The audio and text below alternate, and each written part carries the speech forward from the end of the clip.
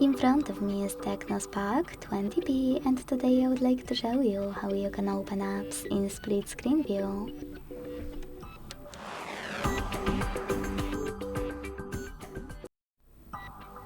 Begin by selecting an app to use in this view and launching it in the background.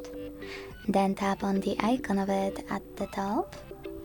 Select split screen and tap on the second one to use both at once.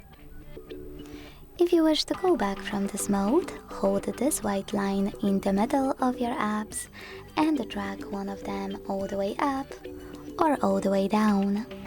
Then hit home button.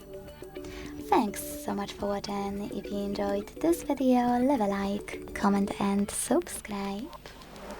Bye!